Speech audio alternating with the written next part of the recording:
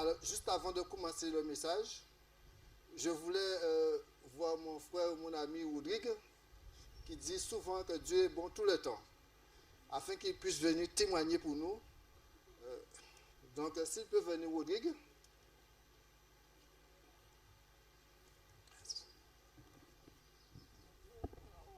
Nous ne sommes jamais parvenus au bout de nos surprises. Ce matin, quand Bertrand m'a appelé pour me demander de témoigner, je me demandais quelque part, est-ce qu'il avait bien réfléchi et est-ce qu'il avait bien consulté l'Éternel, parce que je ne vois pas qu'est-ce que je peux faire comme apport à son intervention. Mais finalement, chemin faisant dans la réflexion, je pense que Dieu n'est pas contre que je parle pendant 2 minutes sur cette affaire. Deux minutes. Comment, vous êtes déjà en train de me chronométrer? Ah bon, ben je sais que j'ai affaire à des personnes assez patientes et surtout, bon voilà, c'est-à-dire que je ne vais pas vous raconter toute l'histoire. Je vais passer les 12 mois de souffrance de mon épouse. Vous voyez, 12 mois de souffrance, c'est atroce. Je ne vais pas vous parler de tous ces détails de soins ou période pendant laquelle j'ai perdu au moins 10 kilos. Je pense que je les ai retrouvés là.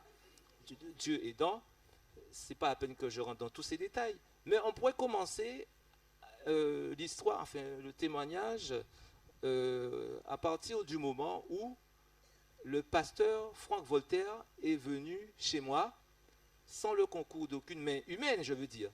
Sans doute Dieu y était pour quelque chose, je l'ai vérifié par la suite. Le pasteur Franck Voltaire arrive chez moi un vendredi après-midi et il me dit, il est bien vêtu, hein, vous voyez, bien vêtu, comme quelqu'un qui sort du bureau de la fédération, il vient et il me dit qu'il est venu passer la tondeuse. Je me dis, mais attends, mais qu'est-ce que le pasteur me raconte? Le pasteur vient me passer la tondeuse pour moi. Je lui dis, mais non, mais j'ai prévu de passer la tondeuse. Tu vois, dans un peu d'orgueil, parce que bon, je sais bien qu'il faut passer la tondeuse, je vois que l'herbe a bien poussé. Je lui dis, mais non, je vais faire ça, t'en fais pas. Parce que moi, je suis gêné de voir un pasteur Franck Voltaire bien habillé comme ça venir faire passer la tondeuse. Alors, il m'a dit, écoute, tais-toi, arrête. Et vois ça avec Dieu. Moi, je sais que Dieu m'a envoyé passer la tondeuse. Alors, où est ta tondeuse? Il est déjà allé prendre tout ce qu'il a fait. Il a déjà passé la tondeuse. Bon. Après, on se retrouve dans la maison. Je suis seul avec mon épouse. Mon épouse est dans la chambre. Et le pasteur Voltaire s'entretient avec moi.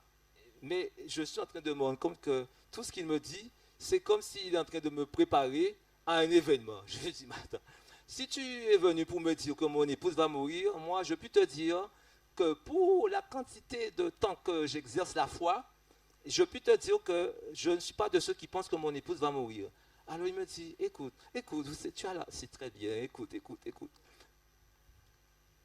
Et alors il m'explique que il y a la foi, oui, et qu'il y a un petit élément qu'il faut aussi prendre en considération, c'est que Dieu connaît le commencement et la fin de le commencement, et que Dieu entend toujours les prières qu'on fait. Je lui dis, mais tout le monde a déjà prié, l'Église a déjà prié, tout le monde prie encore. Et donc, bon, mon épouse a déjà fait tellement de rebondissements, quelqu'un qui dégénère comme ça, on est impuissant, on ne peut pas relever la personne descend, et elle a déjà montré des signes où elle peut reprendre vie, elle saute sur ses deux pieds, après elle rechute. Alors, je dis, de toute façon, elle va descendre le plus bas possible, mais Dieu va la relever. Alors je suis dans cette dynamique-là. Mais le pasteur Franck Voltaire me dit, et une chose que tu dois retenir, c'est que Dieu donne toujours la meilleure réponse à une prière qu'on fait. Pour nous, c'est que on demande à Dieu de guérir, je demande à Dieu de guérir mon épouse. Mais la meilleure réponse n'est pas forcément la guérison. Alors bon, quand il m'a dit ça, je vous assure qu'il y a un voile qui s'est déchiré et je me suis mis à pleurer parce que j'étais en train de voir en arrière-plan comme si Dieu serait en train de me préparer par son entremise. Mais moi, je ne voulais pas aller dans ce sens-là, du tout, parce que moi, j'estime que quand on demande à Dieu quelque chose, selon sa parole, sa promesse, il est capable de le faire. Il a déjà fait ses preuves. Alors pour moi, je ne vais pas dans ce sens-là. Le pasteur est reparti et m'a laissé seul. Je suis au salon et mon épouse est au fond dans la chambre. Même si elle pouvait pousser tous les cris, je n'aurais rien entendu. Parce qu'au salon, la chambre, elle est enfermée. À un moment donné, une idée me dit d'aller revoir un sujet. Je ne sais pas pourquoi, et sur la Trinité. Eh oui, Dieu en trois personnes, cette affaire de Dieu en trois personnes là. Alors je vais dans ma chambre, j'ouvre le tiroir et de ma table de chevet, je cherche le sujet et je vois le sujet. Et en même temps, dans le couloir là, où j'entends comme ça. C'est mon épouse. C'est mon épouse. Alors je lâche le sujet, je suis déjà dans la réjouissance, puisque je me dis, après une semaine de silence, je n'ai jamais entendu mon épouse pousser un seul cri pendant une semaine. Elle est allongée là, elle ne parle pas, elle est amorphe là, rien du tout. Je dis, enfin, j'avais raison de croire. Alors, je vais à toute vitesse vers elle, dans la chambre, et qu'est-ce que je vois? Et je vois que son ventre monte comme ça, indiquant qu'elle respire, mais un peu bizarrement, on voit que ça monte comme ça descend. Et puis elle fait, ah! Et plus rien. Plus rien. Alors, je la touche, et je dis, chérie, parce que d'après moi, de toute façon, elle renaît de ses cendres, elle va ressusciter, même si elle est à l'article de la mort. Eh bien, elle s'était arrêtée là, net. Alors je dis, Dieu, mais attends, c'est bien ce que je constate. Vous savez, quand on est dans des situations pareilles, on a l'impression d'être dans un rêve ou bien dans un film, ou bien, c'est pas la réalité. On est en train de, c'est du n'importe quoi. Alors je dis à Dieu, mais attends, mais je ne comprends pas, c'est ce que tu as prévu pour moi, mais ce n'est pas logique. J'ai 3 enfants de cet âge-là qui ont besoin de leur mère. Attends, je ne peux pas imaginer que ce soit ça, la logique, que tu puisses t'en aller maintenant avec mon épouse. Alors je sors de la chambre, puisque je vais m'asseoir au salon, et je m'assieds, je dis à Dieu, mais si c'est ça ton plan, bon, eh bien, écoute, je veux voir en quoi c'est ton plan, mais je lui dis ça dans le sens que je ne vois pas comment ça peut être son plan. Je ne vois pas le bout du tunnel. Même 3 enfants, et toutes sortes de prêts, toutes sortes de choses à gérer. Non, mais il faut imaginer ça. Hein. Toutes sortes de choses à gérer, tout seul. Je ne vois pas comment. Mais je lui dis, mais si c'est ça ton plan, si c'est ça le meilleur plan, je veux voir, je veux constater. Et je lui dis ça dans le sens que tu vas prendre tes responsabilités. De toute façon, ce ne sera pas moi. Si ça ne va pas, si c'est beau, c'est toi, c'est ton problème, parce que je ne vois pas comment tu trouves le moyen de prendre une épouse à cet âge, à ce moment-là. Elle n'a même pas encore 50 ans. En plus, je dis, mais attends, tout ce temps que j'ai pris pour me marier, tout le monde me disait, mais qui t'ont qu'à mettre tes pieds en bas table? Tout le temps, je ne me voyais pas que je suis déjà marié. Alors, je suis marié à Jésus-Christ. Et finalement est venu le moment où je me marie à 40 ans. Tu me laisses vivre 10 ans avec mon épouse, c'est-à-dire à 50 ans, tu estimes que c'est comme s'il y a une prophétie. Alors, je lui dis, mais attends, c'est prophétique alors. 40 ans, ensuite 10 ans après, mais jour pour jour, je vous dis l'anniversaire, mon épouse a appris la nouvelle, et l'oncologue a annoncé la nouvelle, mais catastrophique de la maladie de mon épouse, incurable. 2 jours avant notre anniversaire de mariage. En cas de mais c'est pas possible ça même. Et alors, et les choses se sont déroulées comme ça. Et quand j'observe avec recul, et vous voyez que je ne vais pas bien? Non, mais entre nous, s'il vous plaît. Parce qu'il y a des gens, des fois ici, qui ont l'impression que quand on passe par des moments comme ça, et que on est à plaindre que ceci, cela, ou bien Dieu va... Quand je suis arrivé après 2 ans d'absence ici, il y a des frères et sœurs ici qui m'ont dit, ne te fais pas l'air de compatir, Dieu va te donner une autre femme, Dieu va te donner une autre femme. Mais commence à prier, chercher. Je leur dis, mais vous voyez ces cris-là que j'ai besoin d'une autre femme? Non, mais je n'ai même pas encore fait le deuil de mon épouse, et vous pensez que là c'est écrit, je suis à la recherche d'une autre femme? Mais c'est des fois je dis c'est du n'importe quoi. Alors je dis, mais maintenant, je dis, mais attendez, observons pour voir qu'est-ce que tu fais. Eh bien, jusqu'à aujourd'hui, moi, je ne veux me tirer, je m'approprie aucune gloire dans cette affaire, parce que moi, je suis pour rien là-dedans. Mais je suis sûr que jusqu'à maintenant, je ne meurs pas de faim. Il y a un frère, en passant, je lui dis merci, qui est venu me voir et qui m'a remis une enveloppe. Il y avait 50 euros dedans. Et jusqu'à aujourd'hui, je ne sais pas si ces 50 euros se multiplient, mais jusqu'à aujourd'hui, mes enfants et moi, nous ne mourrons pas de faim.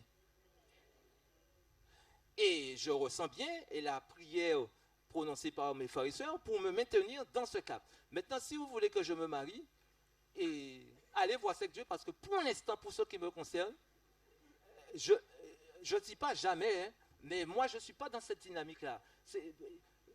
D'après moi, maintenant, là, on est déjà bien plus proche du retour de Jésus. Je ne vois pas que c'est maintenant. Enfin, je ne dis pas ça pour dissuader les jeunes de se marier.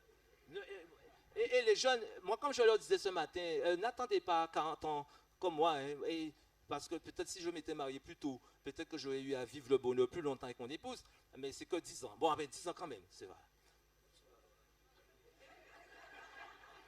Ah oui, c'est vrai, j'oubliais que ce n'était pas moi le prédicateur. Eh bien, je m'arrête là.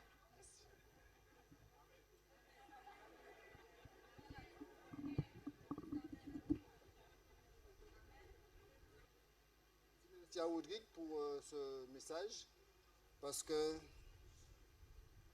j'ai voulu avoir un message de ce genre. Un témoignage de ce genre. Merci.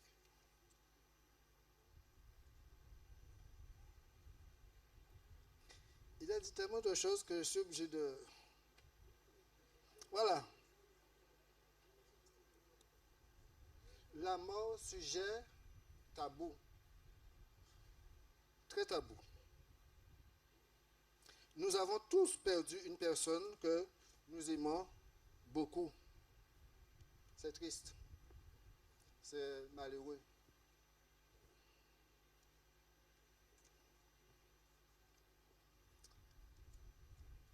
Oui, la mort est passée par là. Et c'est pas évident. Pourquoi moi? Pourquoi pas quelqu'un d'autre? Qu'ai-je fait à Dieu pour que cela m'arrive?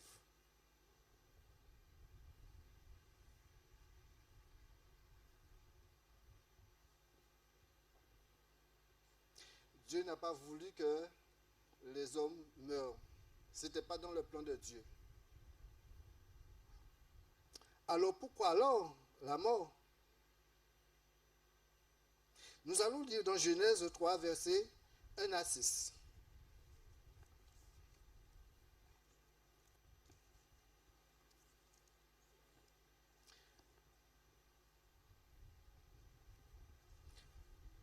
On nous dit que le serpent était le plus rusé de tous les animaux des champs que l'Éternel Dieu avait fait.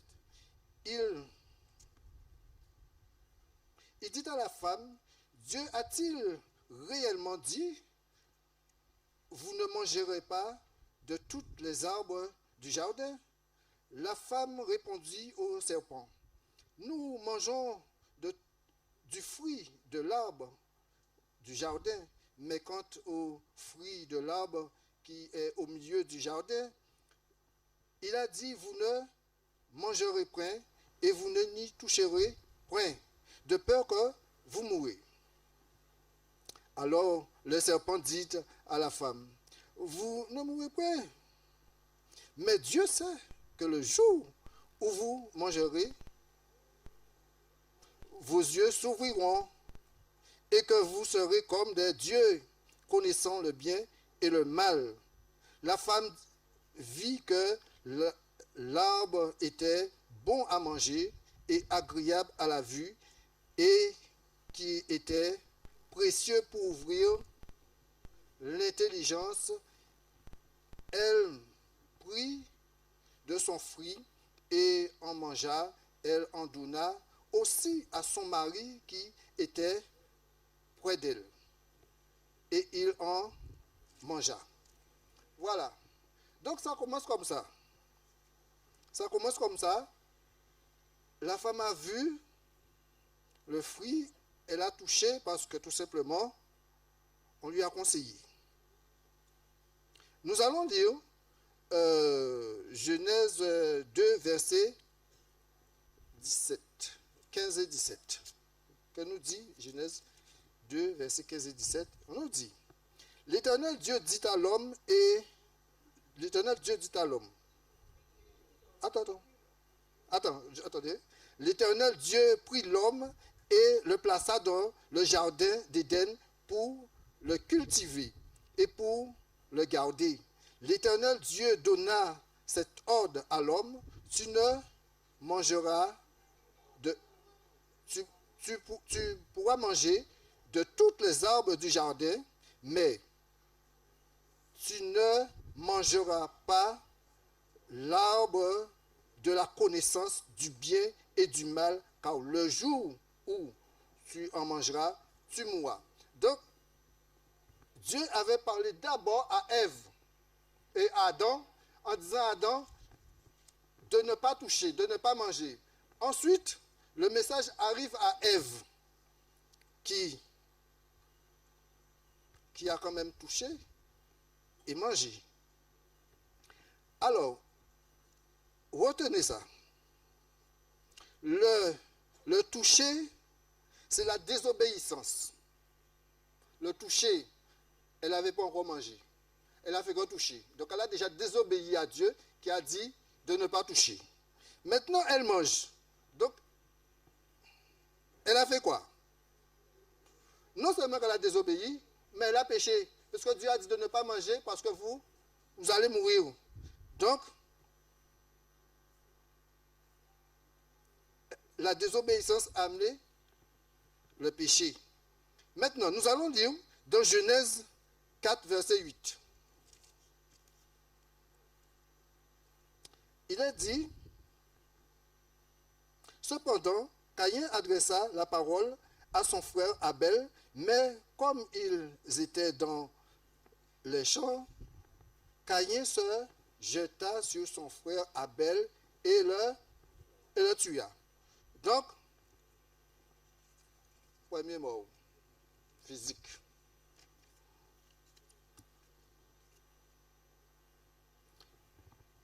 Quelle souffrance pour le couple, Adam et Ève. Je vais vous raconter un truc rapidement qui s'est passé dans le service militaire. Alors que j'étais au service militaire, on nous demandait de faire des choses. Et quand quelqu'un désobéissait, c'est tout le monde qui était puni. Mais c'est ça le péché. Une personne pêche et l'humanité est contaminée.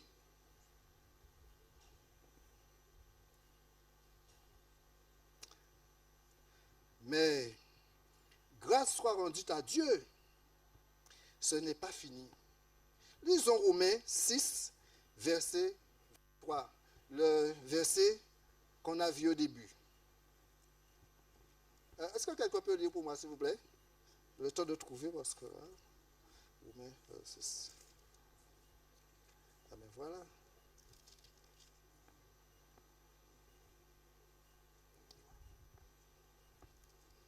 Voilà, il nous a dit car le salaire du péché, c'est la mort, mais le don gratuit de Dieu, c'est la vie éternelle en Jésus-Christ, notre Seigneur.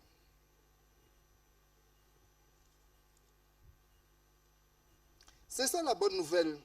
C'est que Dieu a envoyé son Fils, même avant la fondation du monde, afin de sauver ceux qui étaient perdus. Ça, c'est le plan du salut de Dieu. Il avait déjà tout prévu à l'avance pour que personne ne soit perdu. Il a donné son Fils. Nous pouvons dire dans Jean 3, verset 16, que vous connaissez déjà par cœur, que je vous écoute. Voilà. Dieu a manifesté son amour en donnant son Fils unique, le seul Fils qu'il avait. Il n'a pas donné d'autre en celle-là. Il a donné son Fils unique pour que personne d'entre nous ne soyons perdus. Nous devons croire dans cette parole. C'est la vérité. Lisons 1 Jean 5, verset 12 à 13. 1 Jean 5, verset 12 à 13.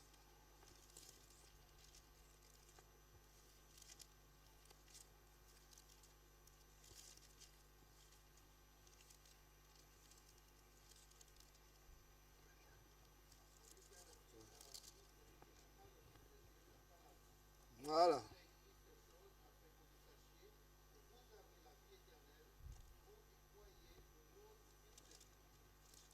Voilà. Donc, nous pouvons lire aussi dans Jean 5, verset 24. Jean 5, le verset 24.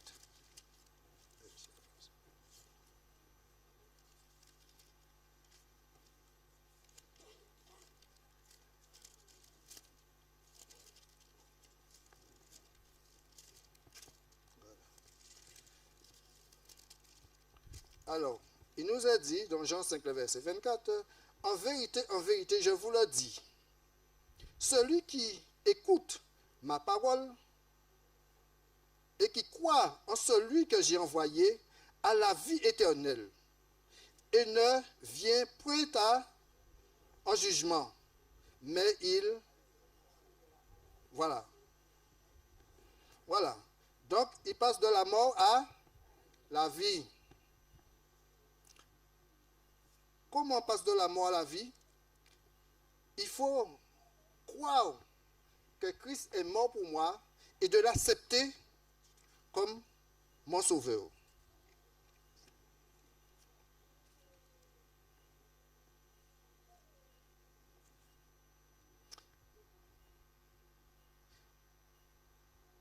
Vous allez... Non, je vais... Nous allons lire dans Jean 6, verset 47. Jean 6, 47.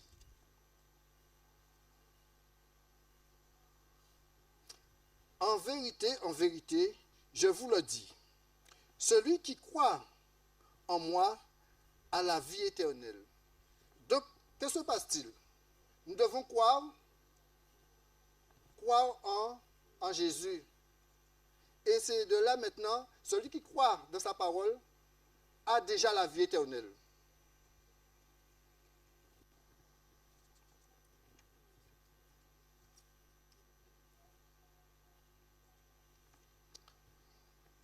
Maintenant, en ce qui concerne nos défunts,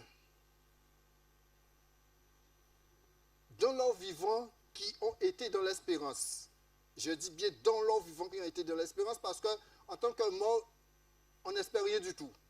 C'est les vivants qui espèrent pendant qu'ils sont encore vivants. J'espère que vous avez compris. C'est dans le vivant qu'on espère. Voilà, c'est très bien. Parce que quand on est mort, il n'y a plus d'espérance. Très bien. Nous allons lire dans Thessaloniciens 4, versets 13 à 18. Thessaloniciens 4, versets 13 à 18. 1 Thessaloniciens 4.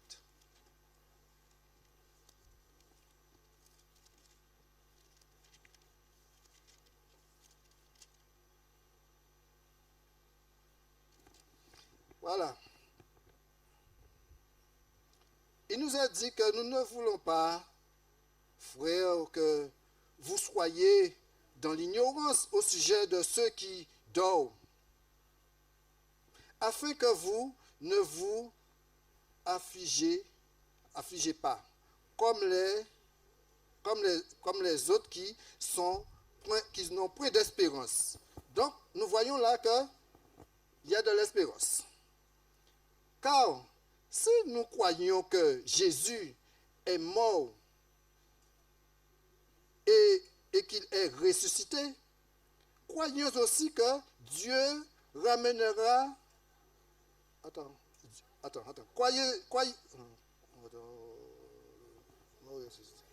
Amènera aussi que Dieu ramènera par Jésus-Christ et avec lui ceux qui sont morts. Vous m'excusez. Je vais lire. Voilà. Voici en effet ce que nous déclarons d'après la parole du Seigneur. Nous les vivants, restés pour l'avènement du Seigneur, nous ne devancerons pas ceux qui sont morts. Car le Seigneur lui-même, à un signal donné à la voix d'un archange et au son de la trompette de Dieu, descendra du ciel et les morts en Christ ressusciteront premièrement. Voilà. Donc, que se passe-t-il? Nous étions esclaves du péché, sous la domination de Satan, mais Jésus-Christ a été maltraité pour nous sauver. Il a été maltraité pour nous sauver. Nous étions esclaves du péché et sous la domination de Satan. Quand Adam et Ève ont péché, tout de suite,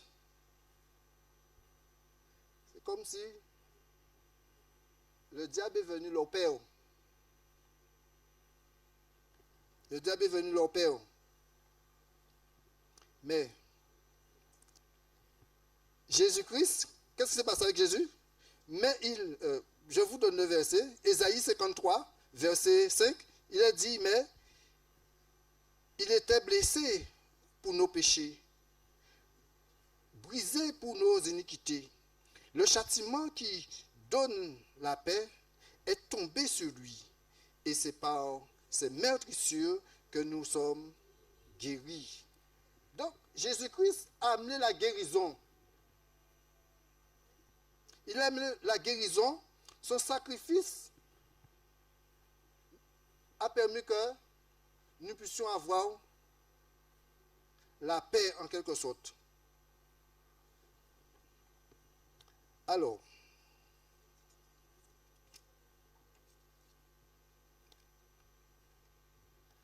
je voulais vous faire écouter ce chant.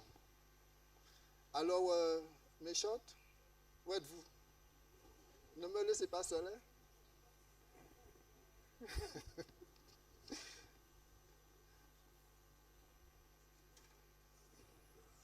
Non, méchante vont arriver. Ouais.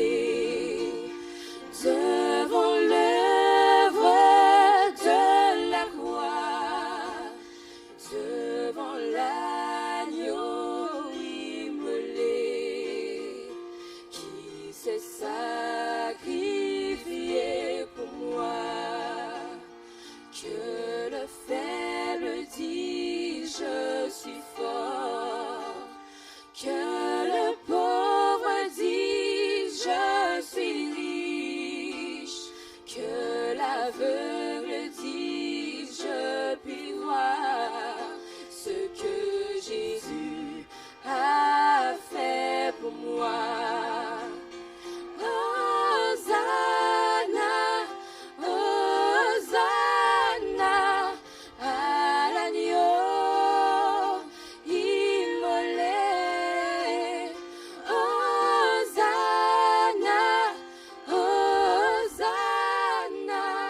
Jésus est ressuscité. Hosanna, Hosanna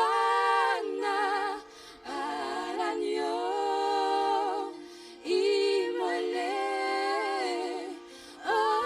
Hosanna, Hosanna, Jésus est ressuscité. Jésus est ressuscité. Jésus est ressuscité.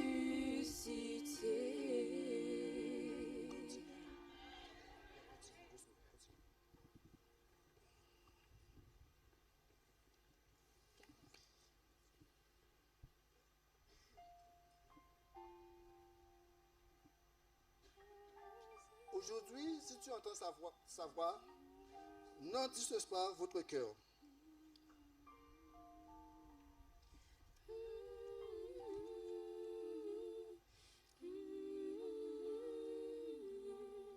Celui qui vient à lui a la vie. Il dit, je frappe à la porte. Si quelqu'un entend ma voix, ouvre, j'entrerai, je souperai avec toi et toi avec moi.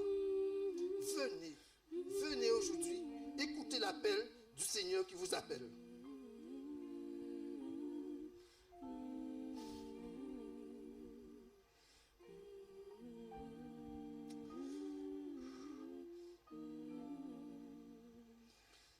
Je me tiens à la porte. Toi qui longtemps as lâché la main de Dieu, il t'appelle aujourd'hui. Peut-être tu étais à l'église, mais tu n'étais pas là vraiment. Alors aujourd'hui, viens à lui. Viens à la croix. Christ est mort pour toi. Viens et réponds à son appel. Maintenant, si tu ne peux pas répondre aujourd'hui, prends rendez-vous avec lui et parle-lui ce soir. Mais viens, car l'appel c'est pour toi aujourd'hui. Jésus dit, je vous aime. Je vous aime d'un amour éternel. C'est pourquoi je vous conserve ma bonté. Que celui qui a des oreilles entend ce que dit l'Esprit et ne se détourne pas de sa voix. Que l'Éternel vous bénisse. Amen.